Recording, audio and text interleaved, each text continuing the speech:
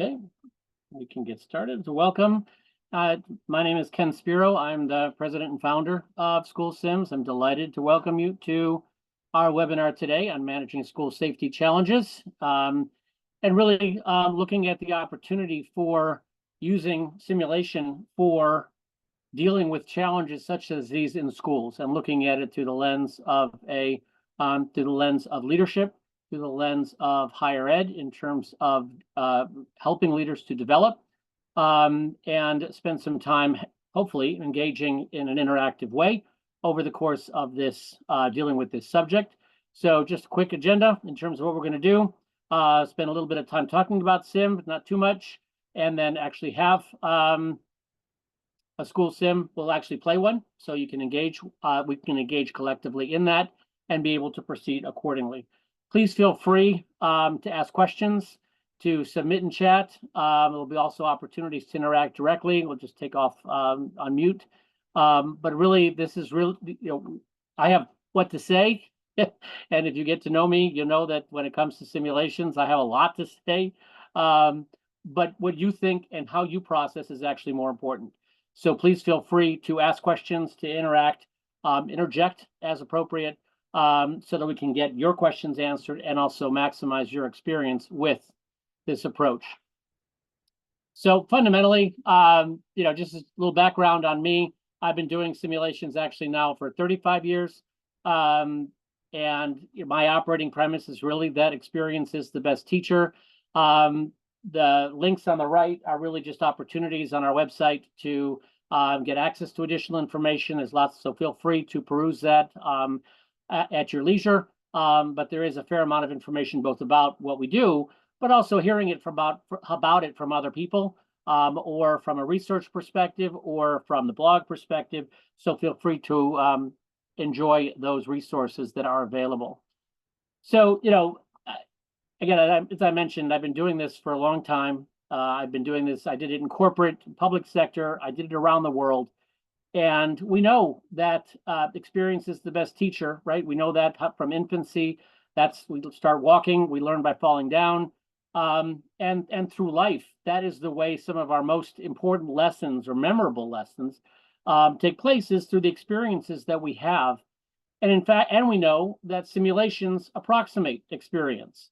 Right, we know that from other high stakes industries such as aviation and healthcare and the military, right, where you wouldn't put a pilot in a plane, you wouldn't put a doctor or nurse into a patient suite, or wouldn't send any soldier out in whatever division they're in without hours of simulation first. And we think that the same applies to education, to our educators, to our administrators, to our teachers, because the stakes are equally high and the jobs are challenging. And what's unique, I think, about education is that much of the challenge that is faced in an education context is cognitive. Whereas in the other industries, there's a lot of procedural things to follow. Not fully, right? We do need critical thinking, but in education, it is very heavily dominated, I believe, by cognitive challenges, right? By how do we think our way through it, because everything is new every time we face it because of who we're dealing with, the range of students, the range of other stakeholders, parents, other faculty, administration, district, and in the higher ed side equally, in terms of the nature of how decisions need to get made, with whom, when, where, et cetera. It's challenging. And the only way to get better at that is through practice. And obviously, this is the modality. So what do we mean by simulation? Some of you may be doing other forms of simulation. Some of you may be clients of School Sims. But really, just to kind of set the playing field, since there's no real taxonomy in the field, for us, a simulation is a narrative-driven, choose-your-own-adventure type exercise where students have the opportunity to engage in a context, right? These are contextual. We deal with problems of practice that are contextual by nature, that manifest differently depending on what school you're in, where that school is, et cetera, and actually make decisions which determine the path that you follow, so that you have an opportunity to exercise judgment, to experience consequences, and ultimately to get feedback for reflection. And they're web-based. So the goal in a simulation is really to provide an experience, but that experience, if we really want this to go broadly, the experience needs to be scalable, right? It needs to be able to go wherever the students are and however they can best have as many experiences as possible.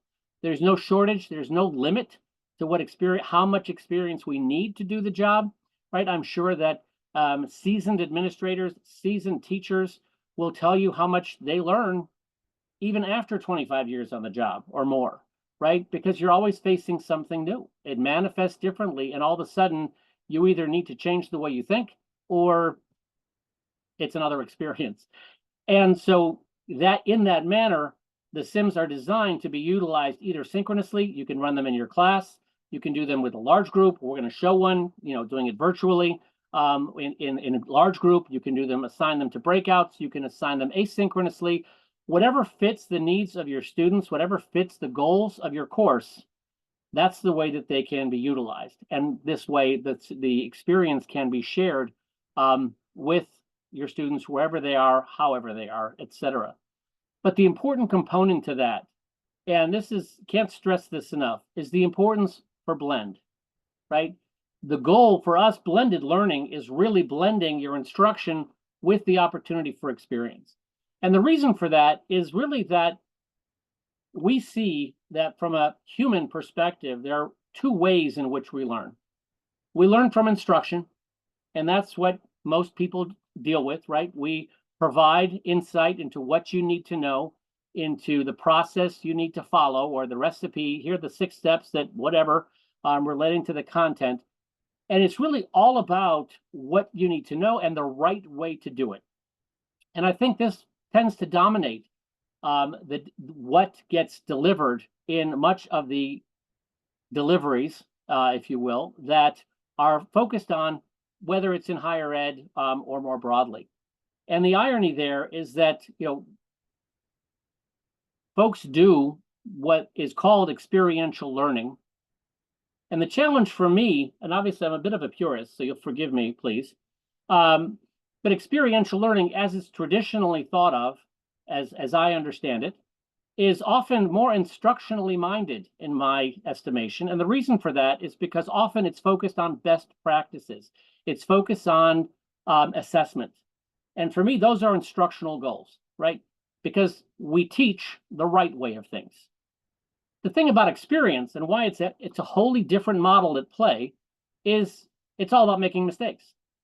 We learn from failing. Our best learning opportunities and experience come from getting it wrong, right? Those are our most memorable, right? And how badly we fail, right? That determines what emotions are associated with that. But often it's the mistakes. It's that scrape on the knee. It's the burning our hand when we put it on the stove. That's what we remember. That's how we learn. Now, those are two different modes of learning, and they're both important, and they need to be done together. The instruction allows us to focus on the what and the how, which are important, but the experience really allows us to think about the where, the when, the why, the with whom, because that's where judgment is required, right? You cannot just simply take the what and follow the how every time, because context matters. And it's going to require you to maybe modify the how, or maybe utilize various elements of the what, because there's going to be overlap. Nothing happens in a vacuum. Everything happens in a blend. And so the opportunity to utilize these both together is a very powerful mode for students, because it allows you to both enable students to apply the content that they're learning, but also to discover what they don't yet know. And so that become motivated to take the next class. And so how you blend it is totally obviously up to you, and how it serves your curricula, how it serves your objectives, how it serves your student, the experience you want your students to have. But that's kind of what we want to really talk about and give you an experience with doing. And so what I wanted to do is just give you a sense of, have you think about the experience through two lenses. So we're going to play the sim in just a moment and experience it as a student, right? As one of your students may, as you would be delivering it, because obviously these are for you to deliver, and how they would experience it in terms of thinking and making decisions, etc. But the other lens to consider is how you would blend it. What content would match this kind of experience that may enhance what you're trying to accomplish. So look at it also through the faculty lens. And I know it's difficult sometimes to really have that dual lens, and kind of sometimes it takes away, but there's always the opportunity to do it again. And we'd be happy to engage with you and to have this conversation further. But I really, would love to hear questions about, well, what about this? How would that apply as we're going through the simulation? So as part of this demonstration, what I want to do is just provide a little bit of content. These are some of my ideas, and I'd love your feedback on them, because these are some of the things that I've been thinking about. But just to put some content in, because I'm not going to borrow your content, you can be thinking about, because how you use the Sims is unique to you, and it can blend with many different things, and I'll show you a little bit more about that. But just to give you a quick sense of how content can be used to then be leveraged in the experience, because how you frame an experience influences what students focus on in their thinking.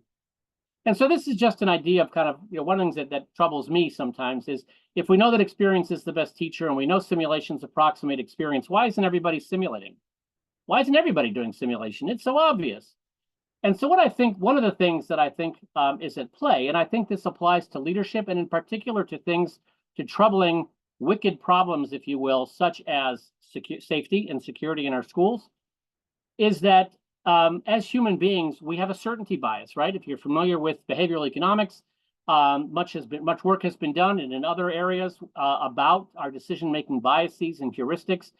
And we as humans have a certainty bias. We like predictable. We like certainty. And in fact, the flip side of that is that we are averse to uncertainty. We don't like uncertainty at all. And in fact, the irony, and I think we've seen this unfortunately in schools, where in poorly performing schools, sometimes the aversion to uncertainty means I'm gonna sit in difficult situations that I'm certain of, rather than exposing myself to the uncertainty of potential improvement.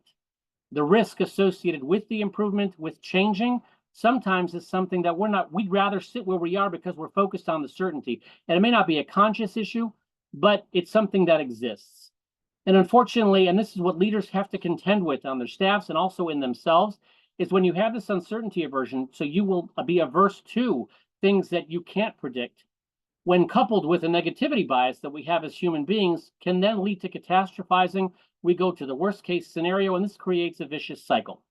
And that has to be broken.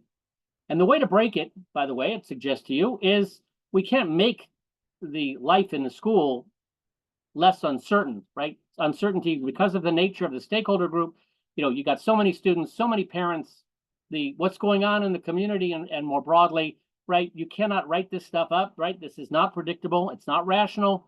And so you have to be able to contend with it. It's all about your own self-efficacy. Your confidence to deal with the uncertainty is what can be addressed. We can help to build that self-confidence so that you know that you're not going to get it right. That much is certain, but we can do the best we can. And that's good enough. And so the opportunity to be thinking from this perspective and be able to think about this, if you're familiar with the work by Ronald Heifetz in terms of adaptive leadership, just way of looking at things, right? We have technical problems, and then we have adaptive challenges. And there's two ways of looking at things. But when you think about something like safety, to me, there's a lot of technical manifestations of that, right? We will come up with processes and procedures, and that's great. And we'll have them written up, and they'll be documented, and they'll be wonderful. But we have to be able to adapt, because the way they present may not be exactly aligned with, or the situation, the timing, the when, the where, etc. We have to be able to adapt.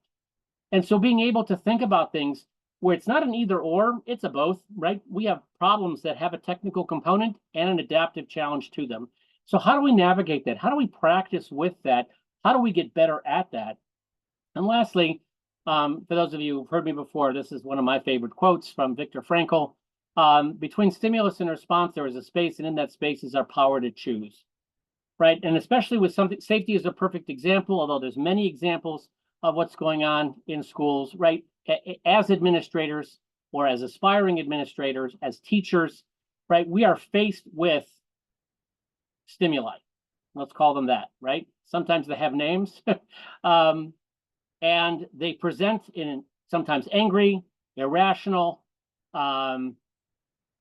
not necessarily kindly, or the issues themselves we're dealing with our children. It's challenging and it's emotive. And it's very easy to fall into that space where we are going to feel really, we get into that amygdala hijack and we're in fight, flight, or freeze. And we may,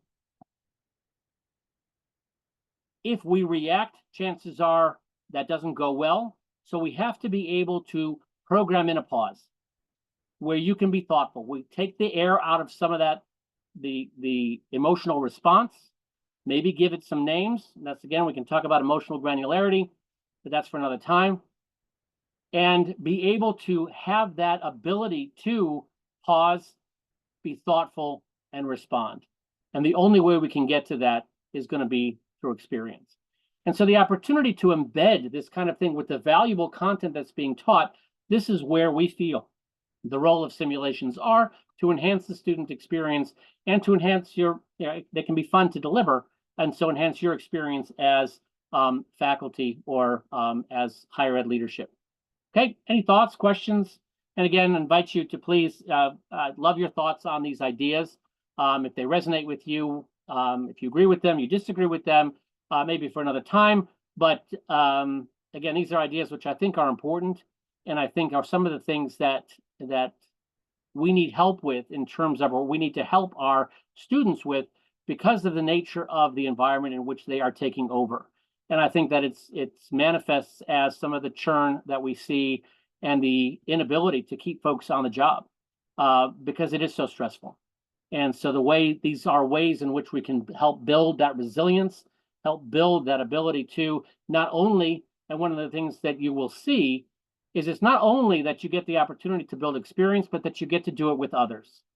So the opportunity to de-isolate, the opportunity for folks to learn in a peer-to-peer way, the opportunity to, again, de-isolate so that well-being can also be attended to. But we'll come to that in the sim. Any thoughts, questions?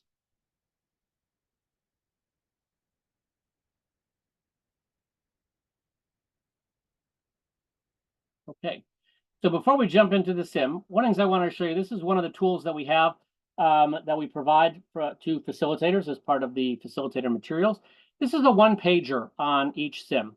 And then what I wanted to highlight here is that also distinguishing between the instruction and the experience and how the models are a little bit different is that, we want to place, as I mentioned, part of the issue is these are contextual issues, so they take place in a context.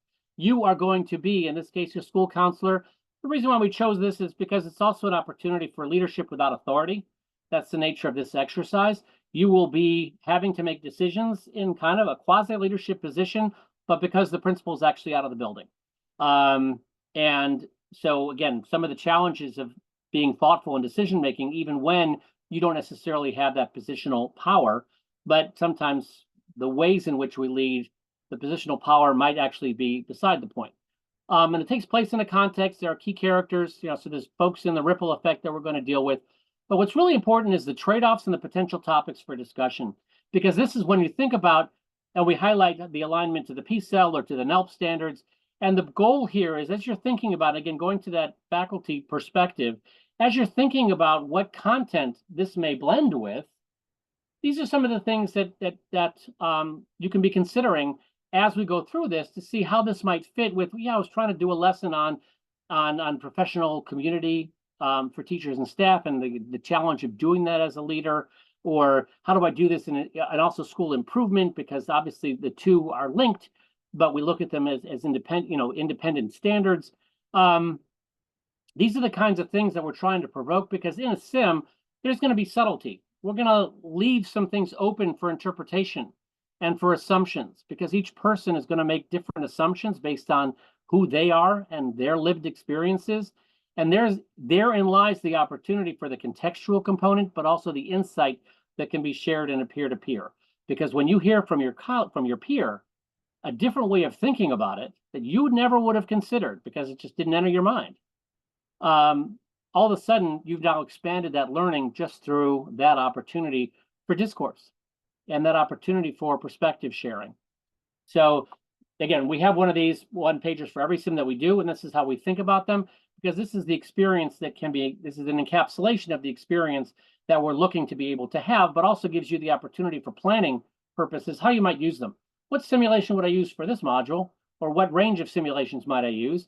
Because you might choose it based on the context, you may choose it based on the problem, you may choose it based on the standards. That's all up to you. And we, address that somewhat in training. But in terms of being able to engage in the experience, to be thoughtful about not just the experience, but how might I use it, wanted to share, excuse me, share that with you. Okay, let's get into the sim. So all the sims that we've done, again, the context is important. They also, in order for them to be sticky, we want them to be authentic. So they're always done in collaboration with practitioners, because we want the sims to be at least inspired by, not based on, because we don't want to recreate history. We don't want to be locked in, if you will, or set an expectation, but at least inspired by real experiences, so that, well, it's not my building, but it could be. And this will be a combination of video and text, because they're not my people, but they could be. This way, it makes the experience relevant, recognizable, and something that they can see themselves in, and from an engagement perspective. So this was done with the University of Indianapolis. And again, happy to share more if anybody is interested. So one quick note for simulations is that there is no back button. In every simulation, you're going to make a series of decisions as you navigate an increasingly complicated timeline. And there's no back button. And the reason for that is there's no mulligans, no do-overs.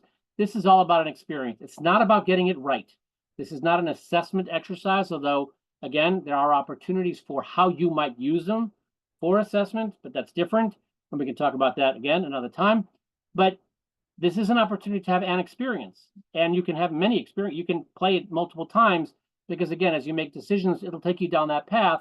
And if you want to see what would have happened if, play it again. And that's up to you in terms of how you share them with your student. But we do give them that heads up that there's not going to be a back button. In this simulation, you will face challenges to the safety of your students and need to act decisively in response to a potential threat. You will need to choose a response that balances safety versus routine, transparency versus privacy, security versus ease of access, and maintaining a building versus community focus. Click on the next button to the bottom right to begin. Okay, so we highlight some of the trade-offs. And again, if there's one that is particularly compelling, obviously that's something that you frame, because what you frame the exercise with influences how students, what they're thinking about when they're playing. So you have a lot of flexibility in terms of how you frame the exercise and influence the experience that your students have. In this simulation, we've created a dashboard in the upper right corner of the screen to show how your decisions impact the satisfaction of your staff, students, parents, and community. These are the important stakeholders that each of your decisions will influence. Mouse over each row of dots.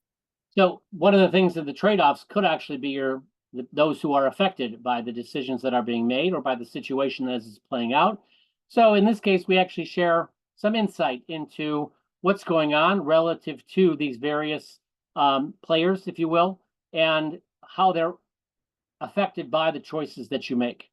The rest of the feedback is actually held off to the end, and I can show you an example of that when we get there, in terms of having the opportunity to reflect on the experience, but we hold off until the end because we want you to live the life. We don't want to take any of the sting or the opportunities away for having an experience by telling you right away, oh, good decision, less good decision, etc., because life is going to play out. We want you to have that opportunity to experience. We also have opportunity to see who the other folks are in, who is in the ripple effect, if you will.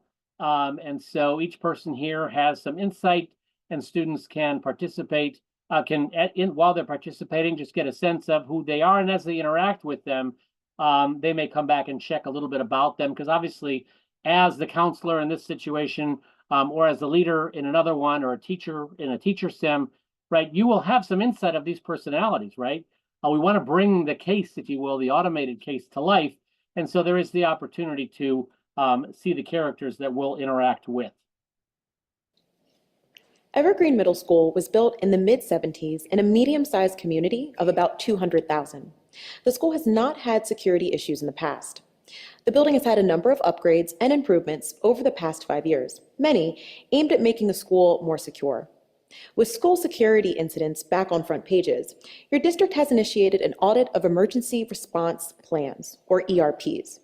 Your plan was written 2 years ago and has been updated once. However, your crisis response team, or CRT, has not been trained since the plan was written.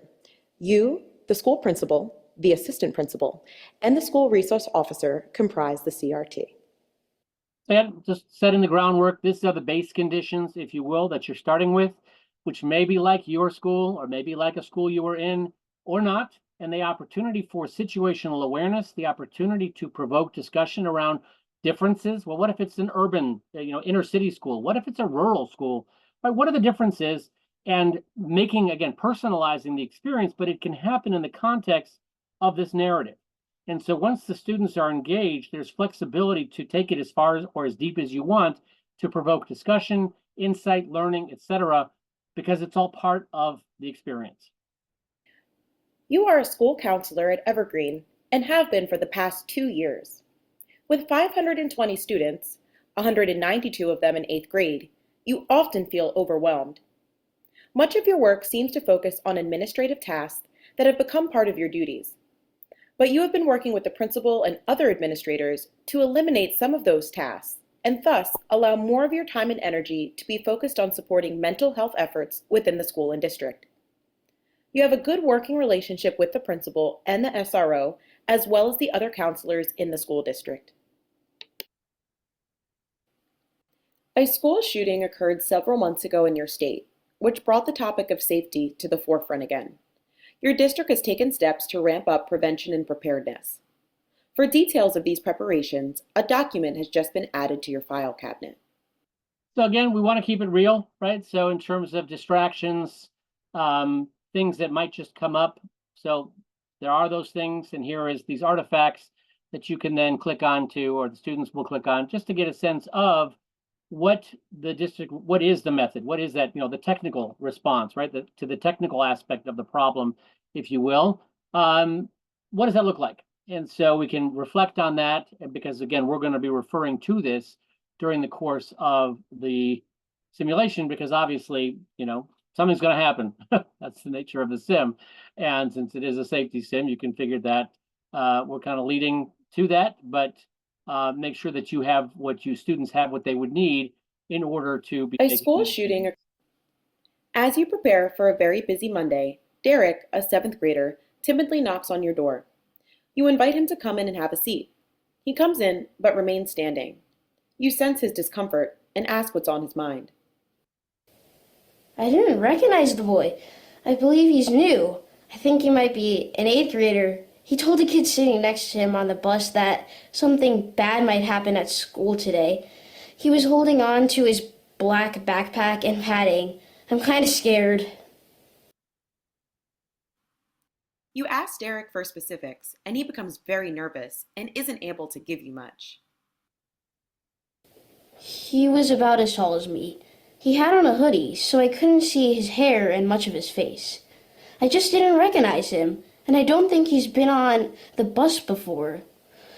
Is it okay if I go to my class now? You are a member of the crisis response team, so as soon as Derek leaves your office, you reach for the emergency response procedure. Since its most recent revision, you've really not thoroughly reviewed it. Your school has a very basic emergency response procedure described by the mnemonic API, with communication and coordination between each step. 1. Analyze, assess threat. 2. Plan strategy and tactics. 3. Implement. 4. Evaluate. Developed to provide general guidelines applicable in almost all emergencies, this process provides a recommended algorithm with limited detail and guidance for each suggested step. A detailed version of this plan has just been placed in your file cabinet. Once opened, you may want to simply minimize the document for ease of future reference. One of the things that we have started to do more recently, and we have to go back and start adding this in, but at the end of that video, one thing that might be, obviously we can put in a prompt, what do you do? Catch them in that moment. And open-ended, in the Sims, and we'll get to some of those, but there is the opportunity to, and you can inject a prompt if you're doing this synchronously, for students to be thinking about what would you do. So before we go any further, what would you do? And you may ask them, how do you feel, right? If they're engaged, and this may bring to mind past experiences, right? They may be starting to feel that gurgling in their stomach, that rising tension. And one of the things that we find valuable, and I mentioned briefly that just in passing, that idea of emotional granularity, the opportunity here is to, if that emotion is being felt, it's important to recognize it, to validate it, right? It's absolutely appropriate that you're feeling that way. Give it a name, because there's actually some very interesting research that I've come across on the opportunity to kind of let the air out of something by giving it a name, and get practice at that, right? So that you don't just fly off the cuff and just follow the procedure or just jump to the procedure. You have to get to that, obviously, but thoughtfully.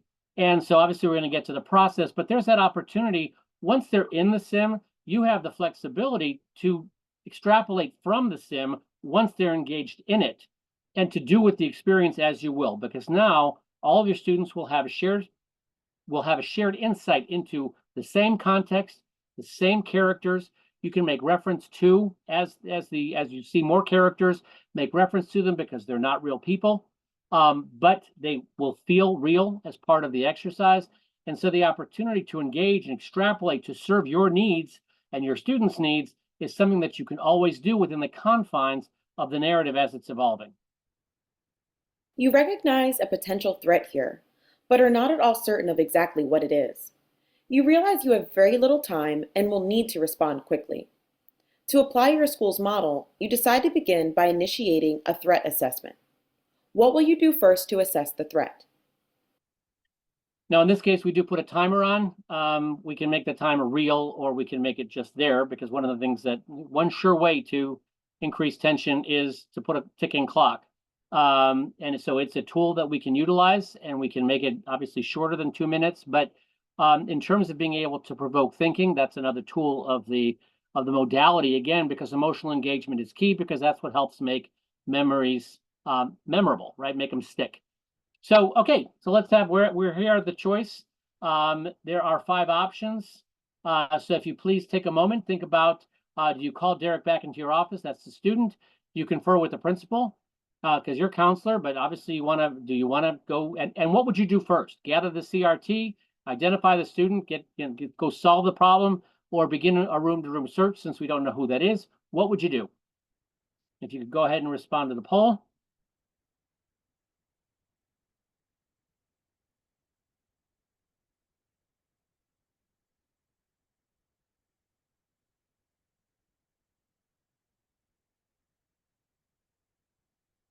Okay, let's give it another 15 seconds.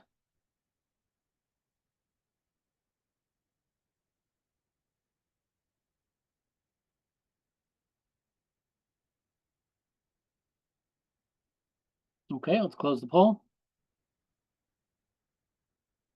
So you can see we had most people wanted to do 2. So here's where we have an opportunity from an engagement. If you're doing this synchronously, let's talk. So is anybody who picked 2? Because that seems to be. You are a member of the crisis response team. So as soon as Derek leaves your office, you reach for the emergency response procedure. Since its most recent revision, you've really not thoroughly reviewed it. Hold on 1 second. Your school has a very basic. Okay, so what do you think? Anybody who picked 2, which was? He was about as tall as me. He had on a hoodie. You recognize a potential threat here, but are. All right. What do you think? So in terms of somebody who did number 2, who said confer with the principal, want to share why? Let's go ahead and unmute.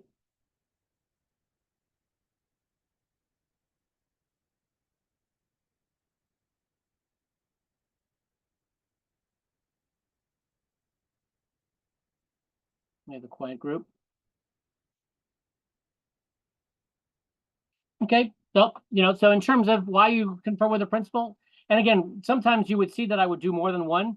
But the goal here is that one of the things that simulation allows us the flexibility to do is to parse time, right? Even though you would do more than one, you would have to start with one because we can only do one thing at a time. So would your inclination be first thing to call the principal, or would it be to gather the CRT or identify the student, or to call Derek back into your office to have additional conversation with him? And so being able to think these things through, but what would you lead with is important because that obviously drives, what happens next, right? So, and this is an opportunity again to get that conversation going where folks will share. And again, I would encourage as we get to the next decision that hopefully somebody will feel free to chime in, or at least in chat, why you chose what you did. And again, the goal is you can also say that, well, I wasn't sure what would happen there, so I'm curious. I wanted to see what would happen if I did that, even though it's not what I would necessarily do, because you can play a simulation in that way as well. But if we go with the majority, and sometimes when we use the polls, the reason why we do this is to get people to commit in their own minds before talking about it. Because when it comes to decision making, when you're left on your own, when sometimes it's as human behavior, we follow the leader, so to speak, or the herd. You are a member of the crisis response team. Oh, So the as soon as timer Derek ran. leaves your office, you reach for the emergency response procedure. Since its most recent revision, you've really not thoroughly reviewed it. Your school has a very basic emergency response procedure. You recognize a potential. You call the principal, and the secretary, Anita, answers. She informs you that the principal is out of the building for the next 2 hours in meetings with the district. She says that she will contact him, but not to expect him to be on site for at least 45 minutes. Again, another reason why here we have the adaptive, right? Now you need to adapt. The CRT, less the principal, gathers to your office. This takes about 10 minutes. You provide those present with a concise overview of the situation. Then, referring to the emergency response procedure that each possesses, you suggest that a threat assessment is needed. I'm concerned that we're doing this without Principal Stout being present. It would be optimal to have the entire team here, but we're up against the clock right now. Something can pop at any moment. I suggest we get started and bring Principal Stout up to speed when he arrives. Okay, so now we're getting a sense of the team. With each of you defending a different perspective, you're finding it difficult to agree on a threat level and thus next steps. You feel pressure building. A debate over the threat and possible options has gone on for the past 10 minutes. To this point, the discussions relative to determining the validity and size of the threat have not resulted in anything definitive. Your gut tells you some level of threat exists, whether to an individual or group. Which of the following might be most effective in identifying a threat level and determining an appropriate response? Okay, so again, before putting up the poll, Danielle, just 1 second, let people read the options. We can plan for the worst, but hope for the best. Identify the situation as critical and move forward. Or 2, ask CRT to vote on a threat level. Time is of the essence. Use a group vote to set a risk level. Or 3, call the district for guidance. This is a good time to open a dialogue with the assistant superintendent. Or 4, put the building in lockdown, keep students in classrooms, and engage 8th grade teachers in gathering relevant information to identify the student with the suspected and the backpack. Or 5, leverage the CRT to gather more information quickly, assign each member an area of investigation, and have them return and report within 30 minutes. Have 2 members of the CRT speak with Derek again. So, what do you think? Let's launch the poll.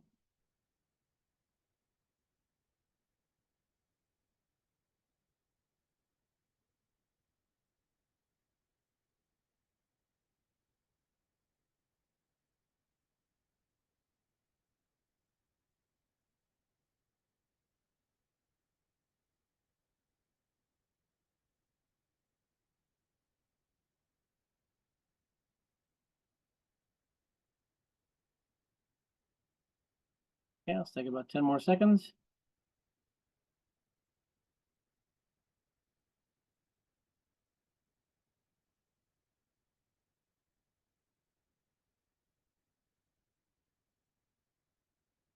Last chance. Okay, let's close the poll.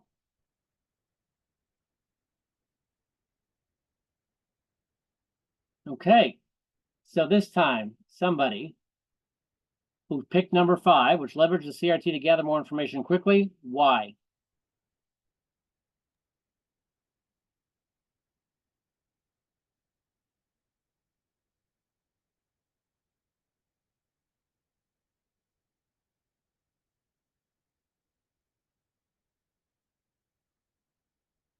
Dan, can you hear me?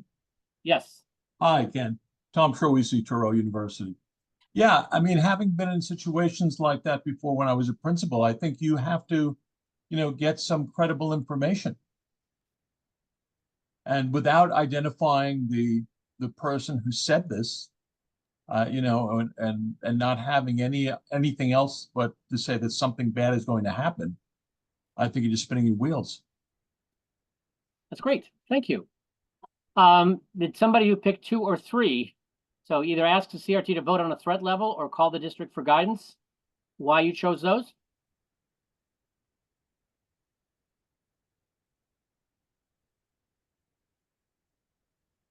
And again, think about how you would have your students, once they made a choice, asking them to talk about why they made their choice and sharing it either in a breakout or with the group.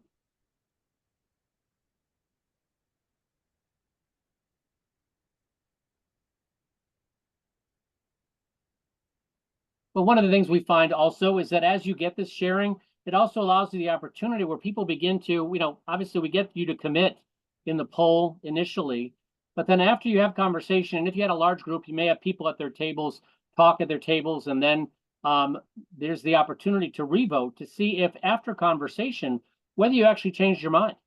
And whether or not, obviously you don't need to do this every time, but the opportunity to say, I never thought of it that way. Well, that's our favorite thing to hear.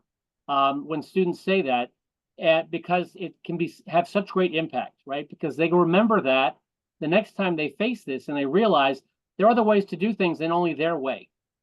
And so being able to harness that can be a very powerful mode.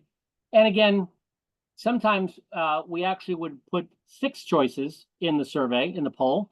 And the reason for that, even though there's only 5 options, is sometimes you might look at that and say, well, wait a minute, I would want to do something else, right? My choice isn't up there.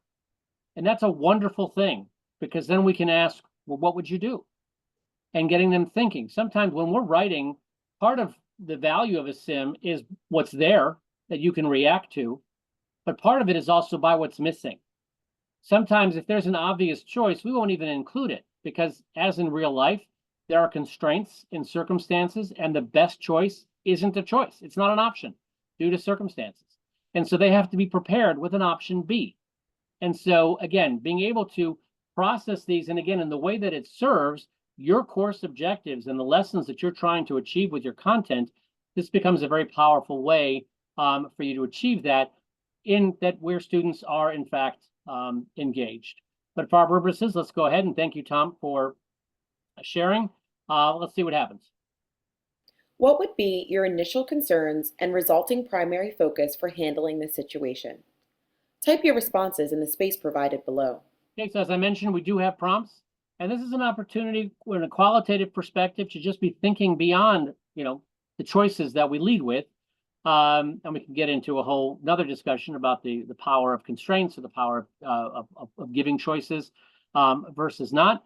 But here's an opportunity to open-ended, and this is not evaluated, but it is an opportunity to get your students to think or apply to their real situations. You can use the prompts any way you want.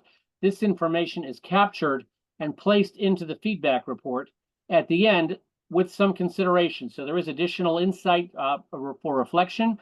And again, that can be used or submitted. If you're doing this asynchronously, you can have them. This could be part of the assignment where they're thinking qualitatively, and they would submit it to you, and you'd be able to look at how they're thinking to get a sense of if that aligns with your course objectives and measurement.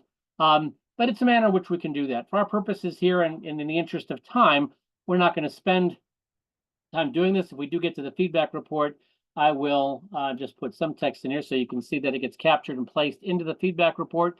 But this is the goal of this opportunity. Really, it is to provoke that critical thinking, but not necessarily limiting them by the choices that they face. And again, to extrapolate beyond what's happening. What are you thinking?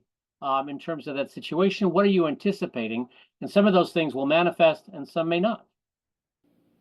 You've decided to leverage the CRT to quickly gather as much information as possible.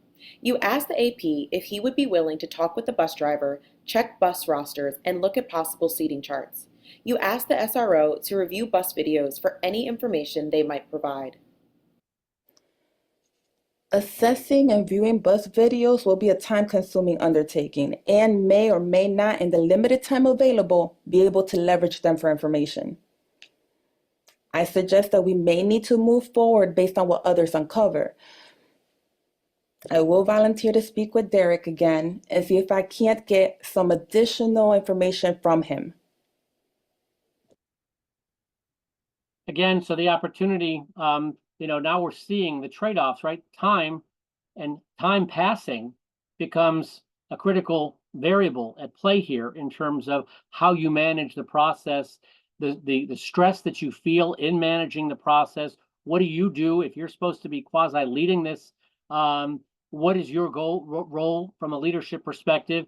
If you're thinking about it through a leader perspective, if as principal, if this is what's going on because you get called to district, how do you want to develop your team so that they're capable of dealing with these kinds of situations, right? So what are the implications to you as a building leader, potentially, right? Again, depending on how you want to extrapolate, once you engage them in the exercise, you have a lot of flexibility with which to achieve, again, to provide the experience you want them to have, but also what do you want them to get out of what's the insight that you want them to get as they're engaging in this?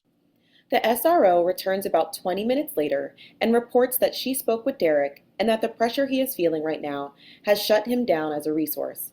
She was not able to get anything new from Derek.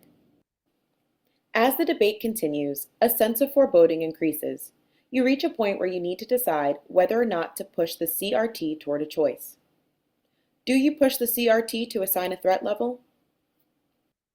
So yes, we need to take action before something potentially happens, or no, the purpose of the CRT is to encourage various perspectives and critical thinking. Let them work through this. Okay, real quick survey.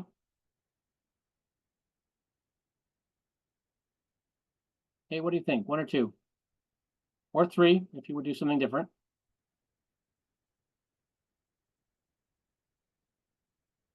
Okay, 10 more seconds.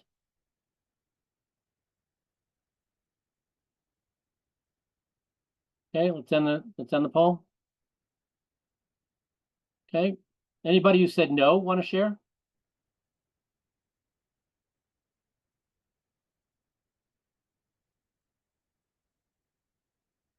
Now the goal here is it's not a right or a wrong answer, right? These are contextual issues. Team is important, time is important. What do you do first? How do you lead? How do you navigate? How do you adapt?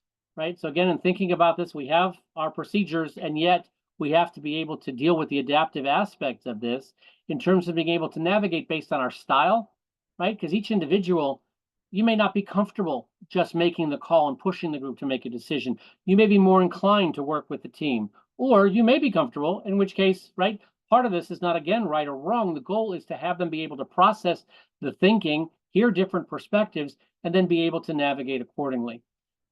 But let's go with the yes. After some prodding, you finally express your concerns and strongly recommend that the team press forward. The AP steps up and, in consultation with the SRO, recommends that the CRT move forward, setting the threat level at critical. You proceed with the next step in your emergency response plan under the critical threat assessment, which is to inform appropriate others of the emergency. Together with the CRT, you discuss who needs to be informed. Okay, so do we want to inform only potentially impacted staff? We want to inform, send a text message. We want to inform potentially impacted students and teachers. Visit each 8th grade classroom with a consistent message. All of them need to heighten vigilance. Or 3, inform everyone. Get students and teachers to safety. Use the intercom to announce an unscheduled fire drill that gets students and teachers out of the building. Or 4, inform local authorities and work through the SRO. Have the SRO work with the police as well as coordinate with other applicable agencies. Real quick, let's make a decision. 1, 2, 3, 4, or 5.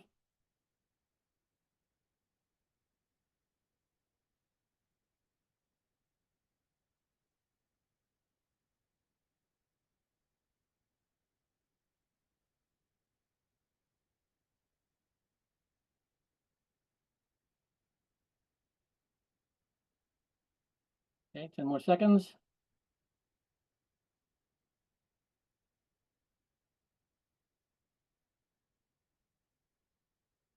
Okay. Anybody want to quickly share? Love to hear what number 5, the person who said they would, their choice wasn't there. Hey, Ken. This is Samir from Murray State University. They all sounded really good to me. I was vacillating between all the choices. But I guess for me, it's like I didn't really necessarily want to cause a panic. And so I opted for option 2 to at least start the conversation, start the discussion, and then maybe we'll move forward with the next step. But that's kind of where I was at. That's great. That's great. Thank you.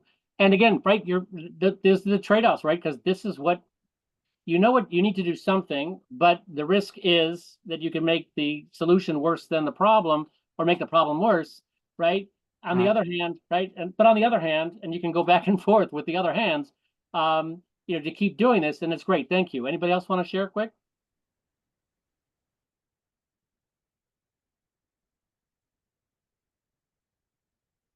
Okay, well, in the interest of time, since we're coming on the top of the hour, what I wanted to do is just quickly get to Having the end of the sim. And if anybody's you are working to get access to with in seeing the sim, let us know. okay. To share With the it threat on a level trial assigned. basis. Okay. I did want to Of those share with remaining, you a quick look at it's apparent that the information and rumors about the at the here from the district. Now the principal's wow. back, finger pointing. You've now completed the simulation. Now let's review your choices and preferences and their outcomes. On the following screens, you will be presented with performance.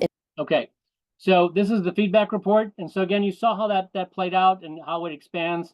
It's important to note that obviously we write the sims with the idea, if you're doing them synchronously, the idea of an hour in mind. They can, depending on the discussion that is evoked, it can take longer. If you're doing them asynchronously, it's probably closer to 20 to 30 minutes if they're being thoughtful in their decision making. But the beauty of experience is that once you start the experience, you're having an experience, which means if you can't finish it because a discussion results and you don't want to cut it short, right? So that's part of the experience, which is great. And if you need to end the exercise, they're motivated and probably want to go back and play it themselves if you want to give them the link, or continue it in the next class. Totally up to you, obviously, but you don't necessarily need to finish it.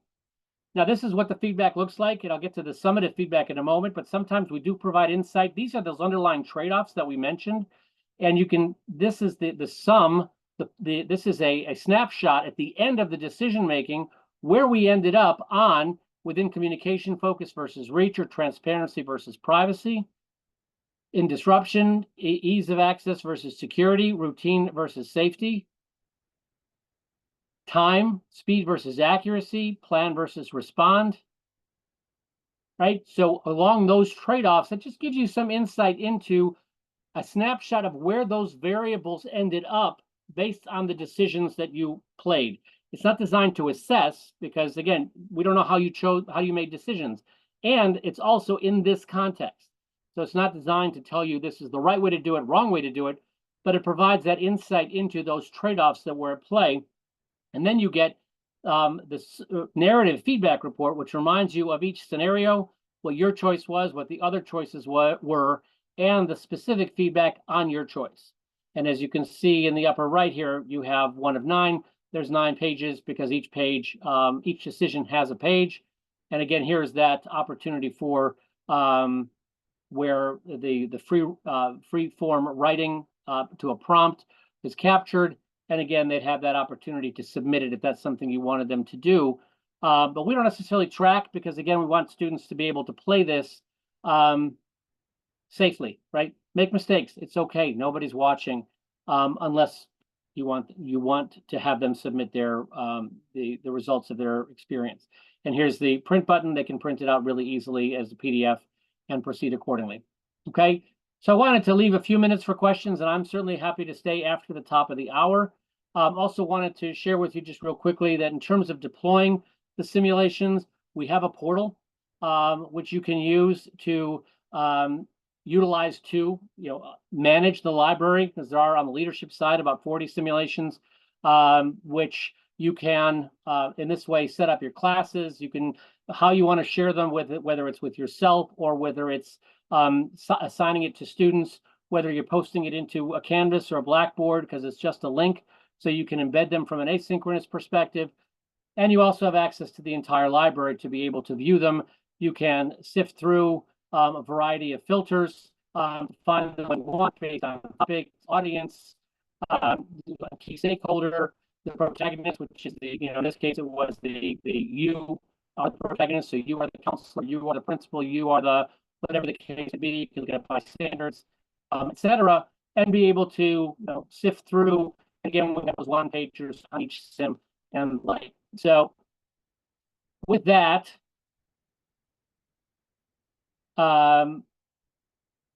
this is the, we have leadership sims, we have teacher sims, there's counselor sims. This was an example of sub between counselor and leadership.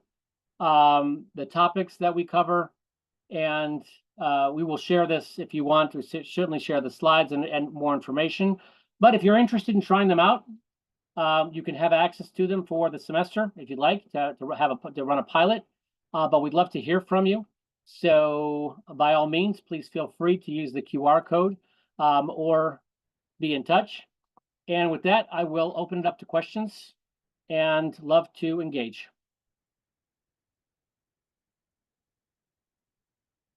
And oh, by the way, thank you for your attention, and very much look forward to speaking with you either now or at some point in the future. I'll put my email into chat if anybody wants to reach out.